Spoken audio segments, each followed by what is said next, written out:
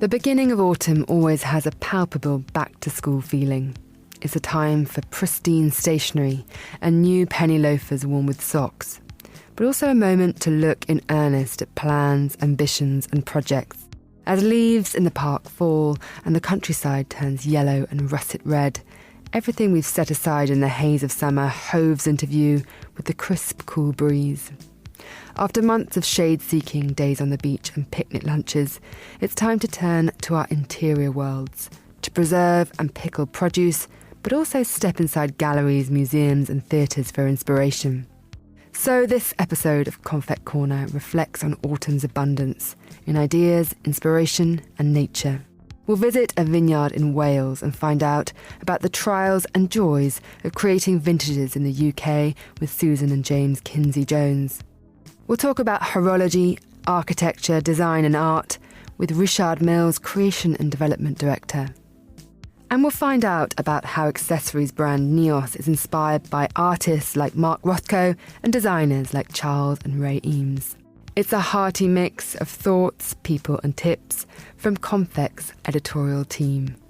This is Confect Corner and I'm your host, Sophie Grove. We kind of knew because of our location and altitude that the wines that we make aren't going to be traditional or what people might expect, and so we kind of wanted that message across everything that we do. We are a team.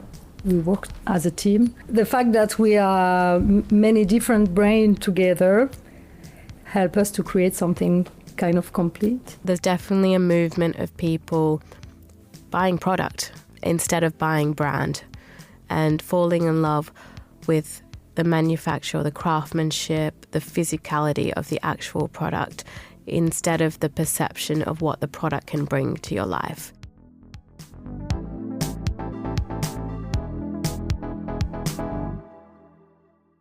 Welcome to Confect Corner. I'm your host, Sophie Grove, here in London, and I'm delighted to say that I'm joined in the studio by Gillian Tobias and also by our style director, Marcella Palak in Zurich. Hello to you both. Hi, Sophie. Hi, Marcella.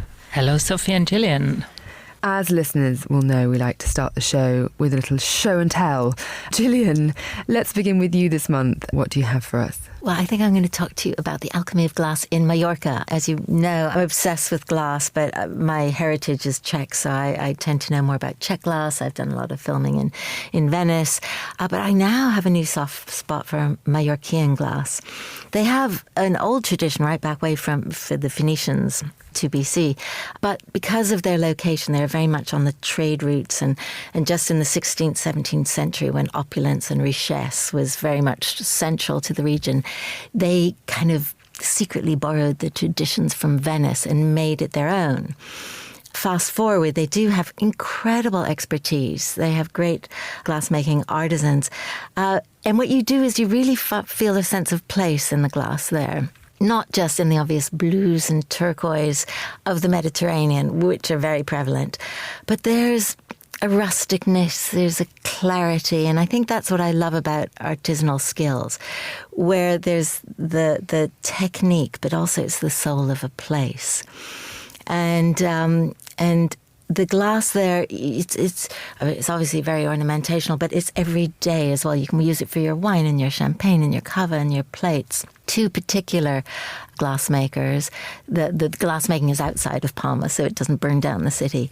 But they have shops and you can find their pieces. A very old heritage one from the 1700s, Guardiola, which is very much that kind of rustic take on glass traditions and deep colours. Yes, the blues and greens, but also deep reds and burnt oranges. And then La Fiora I'm quite partial to. That's based in Valdemosa, and it takes a much more contemporary spin on the glassmaking traditions there. Everything is 100% recycled. So they recycle the glass, and they work with a whole community of artisans. So, they almost have new collections. A wonderful contemporary aesthetic, but still that soul of the island. And the beauty of it is even if you're not there, you can go. They both have amazing online shops, and so you can go and have a look at the artisanship. And I collect blue glass. Oh, you'd be in heaven then. Some Murano glass, but some just beautiful finished glass. But I haven't discovered that. So thank you for the tip. Come with me and I will steer you there. I mean, I was so enchanted when I went to Parma because, you can feel the heritage of luxury goods going back so far. It's ancient. I went to a button shop, I told you, that was 500 years old. And, these carved pieces.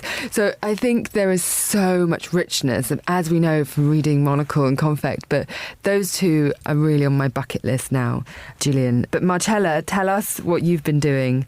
Well, I thought I know even all small and smallest museums in Paris. But what I love about the city is that there is always something to discover. The 14e, the Montparnasse neighborhood, will be from now on more on my program and schedule during Fashion Week as well. When I was there lately, the chic 60s-style fish restaurant Le Duc was closed. It's also a recommendation for September and October. But what I found is the close-by Institut Giacometti. It's housed in the former studio of interior designer Paul Follow and is a pure Art Deco gem. From outside and inside. Incredible. There you can dive into the impressive world and work of Swiss sculptor Alberto Giacometti. And the reconstruction of his lifelong small atelier shown in the very first room is so touching.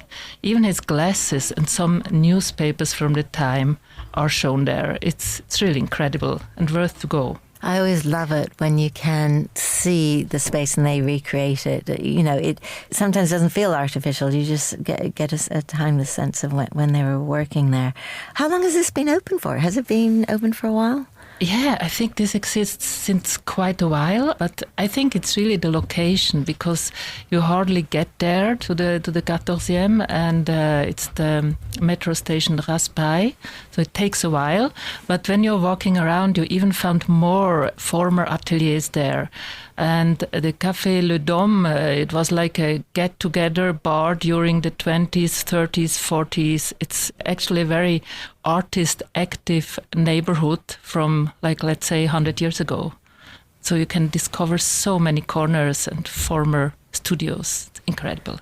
I actually had a friend when I lived in Paris that lived right opposite the Raspail station. Really? Wow. And I'd always go up there and she had these lovely parties. She was a film director. And I nipped in once the Giacometti studio. It's really beautiful. Yeah. But I agree with you. That whole area has these former ateliers, and they have that kind of semi-industrial feel to them because of the light, the windows that they sort of had so that people could see their work more clearly, but they were taken over by artists. I just love wandering around those neighbourhoods. Yeah. And I never went to the Duke because it always seems to be closed. But it's a really cult spot, isn't it? Yeah. And Sophie, what have you come across this month? Well, I have just come back literally this morning from Hertfordshire, where I've been staying with some friends, but they live right next to one of the garden cities that was built by Ebenezer Howard, and they live a very sort of a verdant life. But I was helping them, they have an allotment, and I was helping them harvest this incredible, bountiful harvest. But it's next to one of the chalk streams, which is a really amazing sort of rare and beautiful, clear little stream. It's almost Swiss style in terms of being these are beautiful chalk streams that we have in Britain. So you can paddle in this little stream, and then, we were just picking amazing vegetables and courgettes and apple trees, just absolutely weighing down with amazing fruit and pears and blackberries. I mean, it was so abundant. It really shifted my perception of food because I haven't really seen allotments in such wonderful, rude health before. And these gorgeous little huts that everyone has that have these little kettles boiling and beautiful light. We saw a kingfisher out there. I was so enchanted, Gillian. So did you go back and just literally spread out your bounty and then start cooking spontaneously depending on the produce you picked that day? We did, and we had to cook intensively because there was so much. We were roasting figs, and we were doing tomato soup, and we were doing courgettes, fritters, and then when we were at the allotment, we had all these amazing little meals that were rustled up on a stove. It really reminded me of the power, of just that sense of being close to your food, the source. It felt incredibly reviving and interesting. Well, to be nourishing spiritually. I did, and then I think just the idea of having a little plot that is just away from where you sort of live, that is completely rustic. It's such a wonderful feeling. You feel like a little sort of Mr. McGregor kind of moment. And it reminds me of the garden colonies in Berlin. You know, there are 800 of these amazing little spaces, and we've written about them in Monocle, where people just rent a plot and then just go have a lovely little cabin and just sit and potter. And the same as, you know, the Scandinavian holiday kind of model, you know, on the archipelagos, where you sort of go up and it's just pared back. So I was really happy to see that there's an English version, but also just very surprised to see the abundance of the produce and just the kind of ingenuity of all these people growing stuff. That's also because we're getting more of a Mediterranean climate here. Yeah, there was some seriously wonderful kind of like squash and aubergines and all of these different things.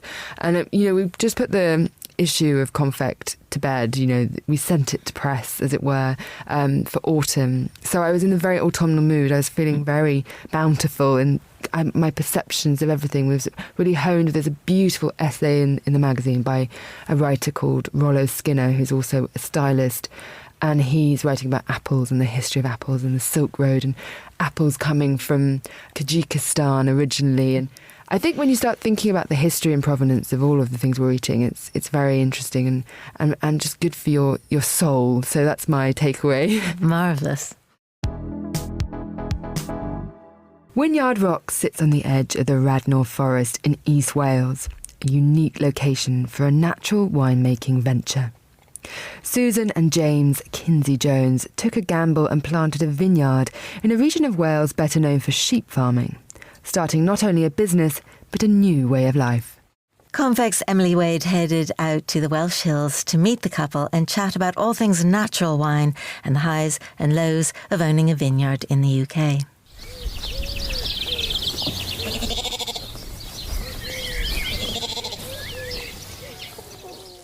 The leaves are heavy with raindrops from a spring shower, and the distinctive earthy smell of petrichor floods the air as I arrive at Whinyard Rocks on the edge of Radnor Forest in East Wales.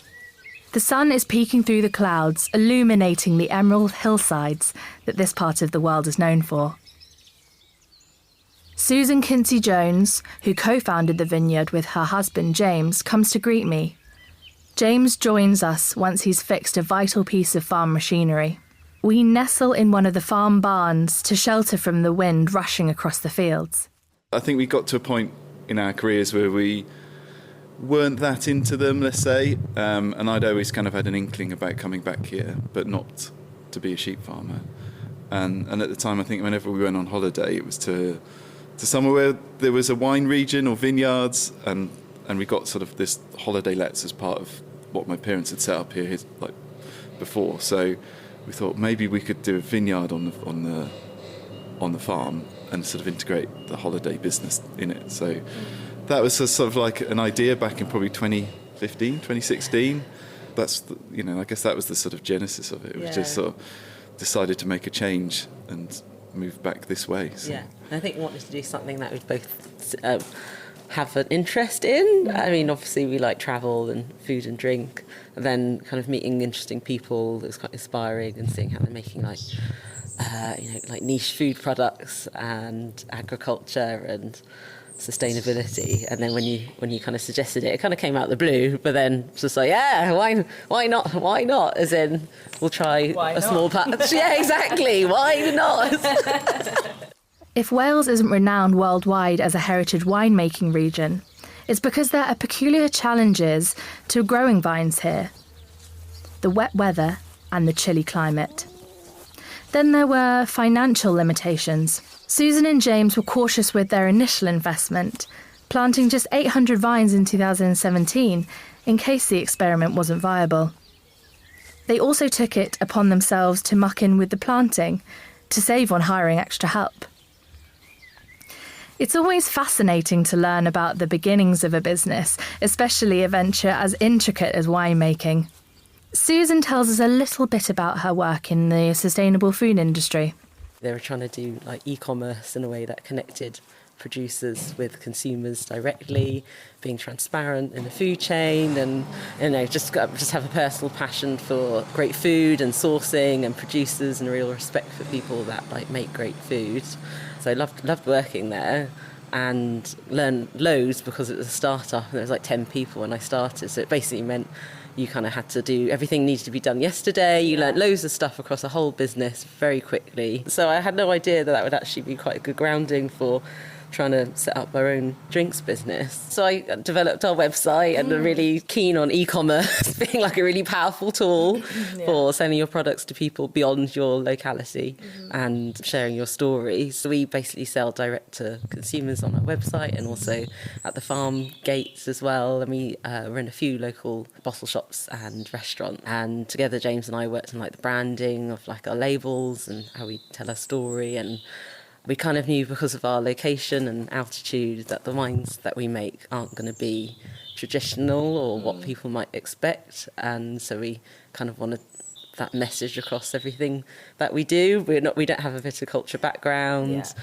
We're not like a grand estate with, 40,000 vines that we planted in 1 year. It's all quite experimental, and we didn't quite know how it would work when we began. So we kind of feel like we're not very serious about being serious. We're serious about the wine, but we kind of want to make it accessible. And I think it's funny because there's so many people that are quite shocked to know that wine is even made in Wales. Yeah. I think they certain people within, it's quite a small community anyway, the Welsh wine community, but they want to make it the Welsh thing is to be the natural wines. But obviously everyone wants to do their own thing, so it's absolutely. You can't say it's this or it's that. So like Susan said, I think what's important for us is, I don't know, we're kind of not brave, but we don't mind having colourful labels, you sort of have the quality of the wine and all the rest of it, but it doesn't have to have a picture of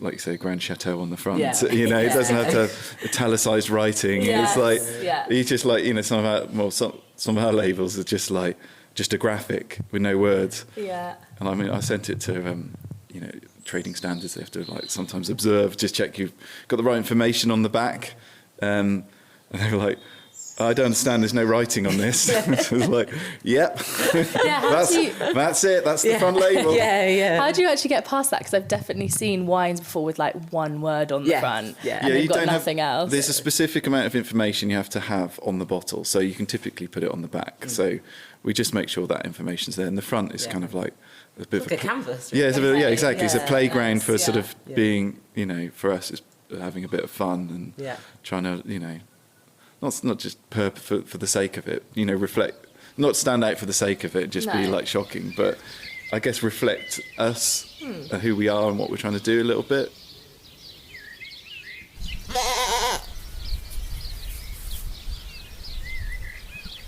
In the background, the bleating of sheep is just about audible over the gusts of wind. All grapes grown at Whinyard Rocks are low intervention, meaning that no pesticides or artificial fertilisers are used and no sulphates are added to the wines later. Susan talks about the styles of wine they have on the farm and how many vines they are currently growing. So we've got 4 styles of wine coming from 800 vines that we planted in 2017, and now we've got 5,600 vines and 9 different varieties of grape. And we kind of planted lots of different varieties to kind of give us diversity in what we could produce, and also some sort of resilience in the grape growing, so that it can, depending on the weather and the season, different varieties can have different outcomes, I guess. Yeah. We probably make quite a lot of different wines for the size of our production at the moment, but it seems to be going quite well. We make a traditional method sparkling. I was thinking about the reds and how you would go about that, especially in this particular area with the soil and the climate that you have. So in terms of the vineyard, the soils are great. They've got our soils are really good. Our agronomist came and he sniffed our soil and he's like, "Oh, that's good stuff." So he got on this now. So our soil's all right. So which is good. You can go into technical detail, but it's kind of a silty loam soil, which will mean nothing unless you're into soil, but it means it's quite free draining. So that's good. So that's a big tick there for us. So we're trying to be a little bit smart in what we plant. So that's fine. And then we're actually we do say because we're out on the east of Wales and there's a lot of mountains between us and the weather. We still get lots of rain, don't get me wrong. In 2020, the couple renovated a quaint cottage that has been in James's family since 1913. Located down a private lane beside their first vineyard, Highbrick Cottage offers a trademark holiday experience tucked away in rural Wales. A couple of wooden cabins overlooking the vineyard are next on their list of ways to expand. As we meandered back through the vines and finished at the farm barn, I asked Susan and James what the future holds for Whinyard Rocks. I feel like English Welsh wine's just kind of blown up quite recently. Not that long ago, 10 years or so, probably being very unless you made a traditional method wine and unless you were based in the southeast, you'd pretty much be laughed out the door. You probably wouldn't take them very seriously. I do think it's really shifted in that short space of time for trade and journalists being more really interested in all the diversity of what's being made across the country now, which is great for someone like us, because we were never gonna have Chardonnay, Pinot Noir, Pinot Meunier grapes to make a classic traditional methods. That was just never going to happen for us. I think the expansion for us is probably going to be more focused around getting people here, and because we've got holiday let. Well, there's another holiday let on the farm, and we've got planning in put cabins in the vineyard as well. So we really want to get people here. It is beautiful around here, the mountains, all the rest of it. So once we hit a certain level of, I think the vineyard's going to be the core of everything that we do, but we kind of want to bring in other elements of enterprises into it and and help it grow that way. For Confect, on the edge of Radnor Forest, I'm Emily Wade.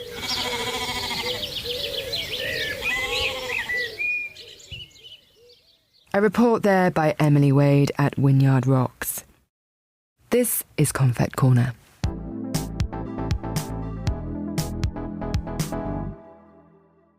Swiss watchmaking brands may often command large markets and extend into global operations, but many of them remain businesses that are profoundly connected to their founding families, with their timepieces assembled in sublime little towns in the countryside. Richard Mille is one of them. Its history is relatively fresh. The brand was started in 2001 by Richard Mille and Dominique Guenat. But a second generation of their respective families, 2 daughters to be precise, are already taking care of fundamental aspects of the business. Cécile Guenat is Richard Mille's Creation and Development Director and has been tasked with expanding the already bold aesthetic that has always defined the brand. That means letting anything from architecture to art influence her designs and challenging what a watch can look like. Confect's deputy editor, Chiara Rumella, sat down with Guenat to find out more about what inspires her, why looking to other creative disciplines is important in this process, and the symbolic value of wearing a standout timepiece on your wrist. Designers often point to specific inspirations when they reveal a collection. Sometimes it's a peculiar moment in architectural history, some other times an artistic movement, a painting in particular, a fashion staple. For watch brand Richard Mille, all of the disciplines above come into play. When presenting her designs, Cécile Guenat has pointed to many references, from the glamour of Art Deco to the joy of 1970s disco, brutalist architecture and even pastel-coloured candy. But often, the biggest design challenge lies in interpreting an overall mood, the spirit of a time and the societal shifts it points to, as Guenat explains when I ask her how important artistic influences are in her creativity. It's a big part of the design process, I think. We do much more inspiring. We try to inspire ourselves with many on many sides. It can be architecture or design or art or other things. It's very rare, for example, that we do a benchmark or these kind of things. We much more prefer to discover what's in the air, what's the tendance. It's not only that, it's also to understand what's interesting, what's fresh, and also what can work with our world. But also sometimes, we have an idea, and this idea comes from the techniques, from the technical side. Sometimes it's from an aesthetical side. It can come from different side. At the end, you always need to understand what your product will express or will tell, what will be the concept or the story. I think it's really, really important to be aware of many sides of the creativity. Even the society changes in the society are very important, I think. In this exercise of receptiveness to the aesthetic and cultural preferences of our times, it helps that the team feels free to experiment and push the boundaries, constrained only by the technical limitations of what engineering can achieve. Though it's a well-established brand, Richard Mille is a relative newcomer in the world of Swiss watches, and a pretty bold one at that. This means there are less constraints in terms of adherence to a history or tradition. There is a canon, and there is an archive of former designs to go back to, but the fil rouge linking many of these pieces together is their experimental nature. We don't have a huge collection of that are made with 10 strong pieces, and that's all. We always do new products. We always have to be fresh and new and imagine new things. We are very lucky, me and my team, and I think the whole brand, because the brand is young, not too young. So we live a nice time now to imagine new way of creating to continue the story. We can really stretch the DNA. It's very wide, big. When I started the brand, I did the exercise to try to put some names, some words on the DNA and kind of understand what's the DNA of Richard Mille for the people who works in the technical office. We did that once, but like 8 years ago.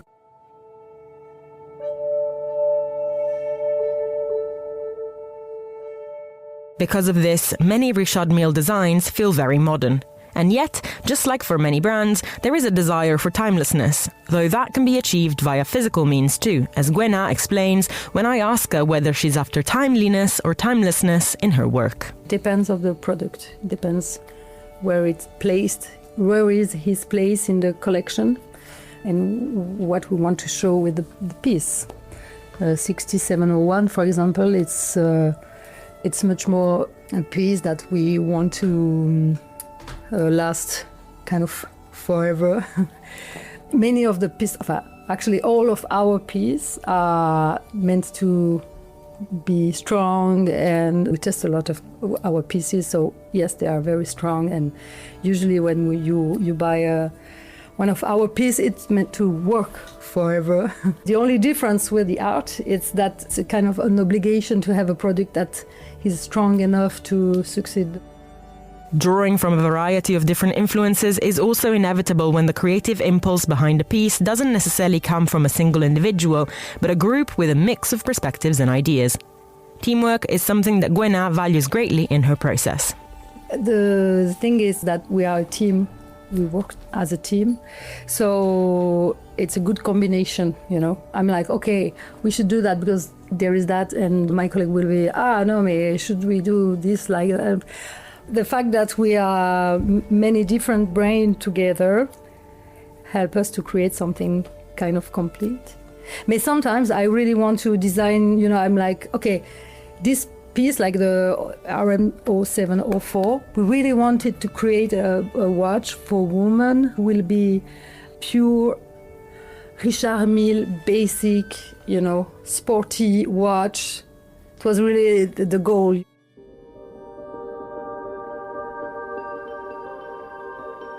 Because of the many people, ideas and necessities that all come together into a design, creating a new piece is a process that takes a long time. But no matter how long the team may have spent on experimenting with an idea, if something doesn't feel quite right, they will not compromise on the result. They'd rather start from a blank slate and move on. It's a tough choice to make, but one that means they can get behind the quality of the finished product. Guenat talks about how difficult but necessary this approach is. I think you always need a little bit of time. Not like 3 months to understand the thing, but you need to sleep on the idea of, okay, it's not working. Okay, maybe we speak about that in 1 week, and you look at the product, you take time to think about if it's a good or bad idea, and then you do your grief about the, you know what I mean? You're really like, okay, it's fine. It's not the end of the world. You need time to do, I think, the right decision. Especially when you have the feeling that it's your baby somehow. This design is your baby. Still, when all the elements align, the result is something that everybody involved can be genuinely proud of, from the idea that first inspired it to the tests that ensure it can last for decades to come. For Confect, I am Richard Mille.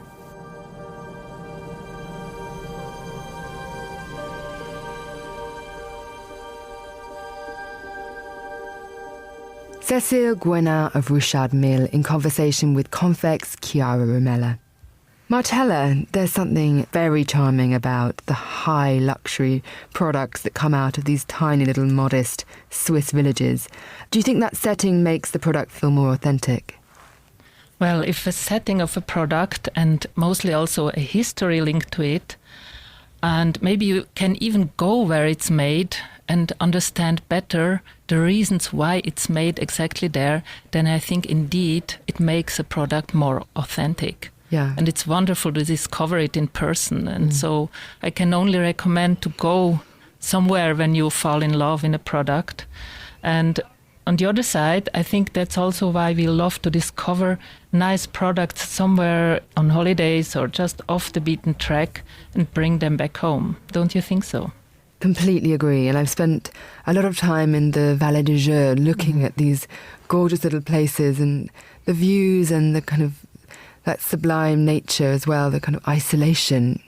You can see the history of watchmaking and it makes you value it much more, I'd say. Gillian, do you see watches more as a tool, status symbols, or as a little work of art? And what does a watch say about the person wearing it? What do you think? For me, a little work of art, without a doubt. I mean, time well spent. It has to be an extension of us, an extension of who we are. It's not just functional. It is really about how we spend time, how we look forward to it, and our memories past. And to me, a watch is as special as a piece of jewellery. I think, the choices you make when you choose it, or if it's given as a gift, they're very, very, very, very personal. We have our iPhones and our gadgets to tell us the time when we absolutely need it. But a watch is something that I think I have a different relationship with time with, and I love seeing other people's watches as well.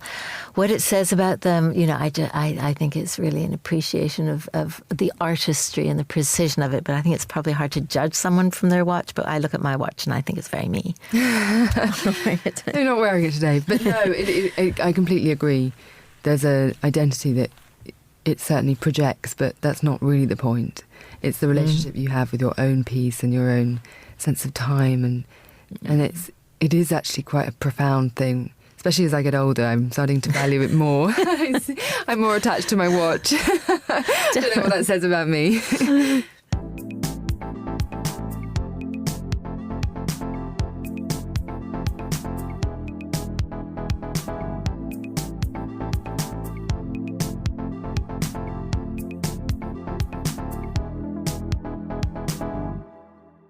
Minimalism can mean many things in fashion, but for accessories brand Neous, the term remains synonymous with the mid-century. Founder and creative director Vanessa Antonius finds endless inspiration in the works of artists like Rothko and modernist designers such as Eames. The result, sculptural footwear and handbags with fluid lines, have been a great success. In April, 8 years since launching, the label marked a milestone, opening a concession in London Selfridges, co-curated with Monument Store, a design studio also known for its art-led philosophy. Confect's fashion director, Natalie Theodosi, sat down with Antonius to hear more.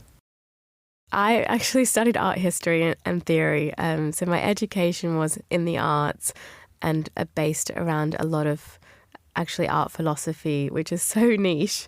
But interestingly, the things I learned come back to me so regularly when I'm designing.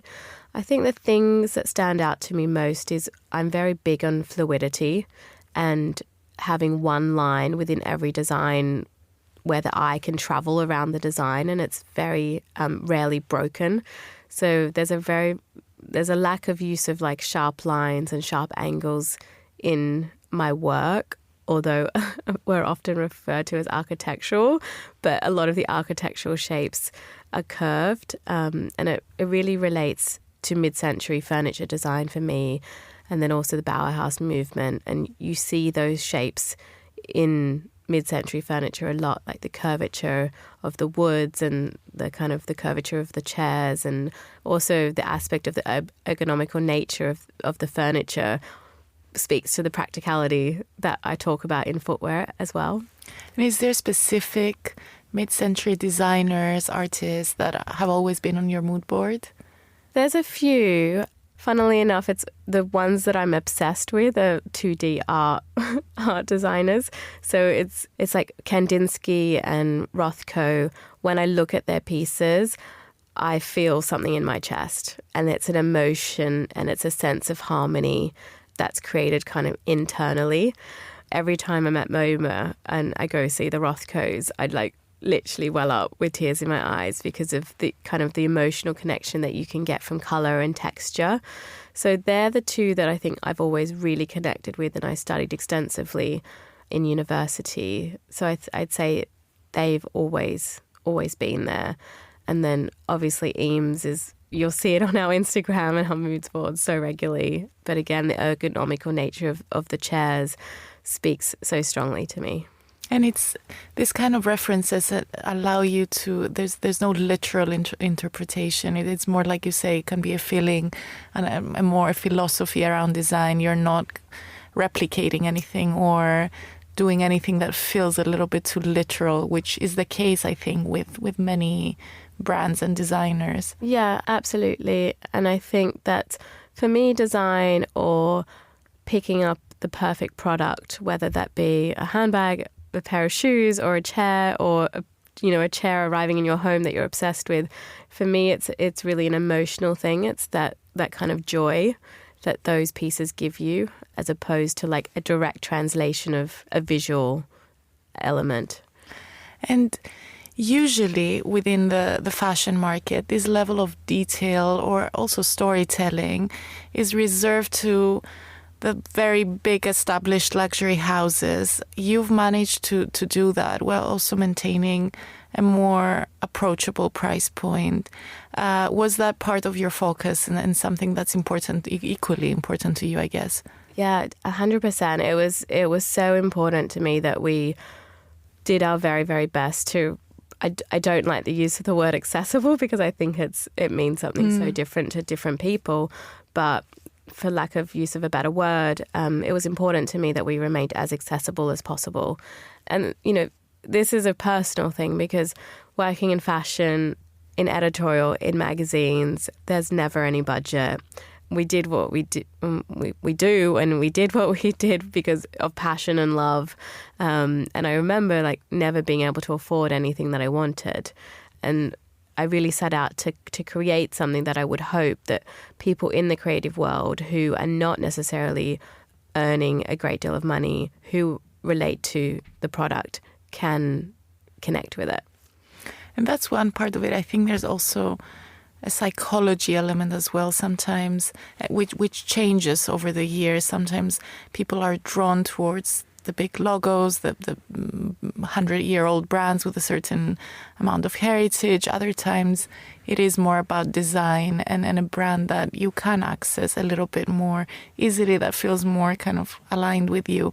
What are modern customers after right now? We've seen trends change pre-COVID, post-COVID, and I'm curious what's going on now and what are you finding? I mean, we're definitely finding that what the customer wants is changing much quicker than we first felt. We used to have this rule that every trend lasts 2 years. And I think now the rule is every trend lasts 6 months. And people are moving on so quickly.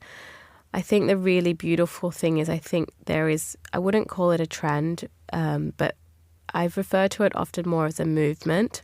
And there's definitely a movement of people buying product instead of buying brand, and falling in love with the manufacture, the craftsmanship, the physicality of the actual product, instead of the perception of what the product can bring to your life. And that's been really wonderful for us, because that's what I've always set out to believe. And I think I've always come to the brand with a very strong product focus. Having seen so much product, it was really important to me to always create something which didn't exist. And I always say to my team, when we start creating product which we've seen before, that's when we should stop. So we really strive to create things of distinction. And we're seeing that the customer loves the journey of discovery. So instead of like buying something that they know well or they've seen before, they're loving the process of discovery, of getting to know the brand. And their first interaction might be a product which is distinctive and stands out on the store shelves. And then they're delving more and emailing and asking questions about manufacture and design and more information about the brand. And then we see them coming back as a repeat purchase once they kind of become part of our universe. And now you've really built out your collections. Like you said, there's handbags and there's more fully fledged footwear collections, like across flats, heels, different styles. And you've got your own space in Selfridges, which is so beautifully designed. So tell me a little bit about that, and also how did you approach physical retail for the first time? And I guess in a similar way, it's like what we spoke about before, about that emotive feeling that you feel when you interact with a product. We've now been working on what it feels to walk into our spaces and how that customer can be immersed in what it feels, what the feeling is in our space. So we worked very closely with Monument, who helped us curate the space and source all the vintage elements of furniture and the plinths and the different textures. So they very much worked with me to translate our key design principles of texture, fluidity, mid-century design, and bring it into a 360-degree space in Selfridges. Amazing. And is there plans for more pop-ups, physical spaces, permanent ones down the line? I hope so. I think it was very much our first step into that scale of retail. So we're very, very, very excited and very grateful that we had the opportunity to do that with the Selfridges team. So we don't have anything planned as of yet, but there's definitely more to come.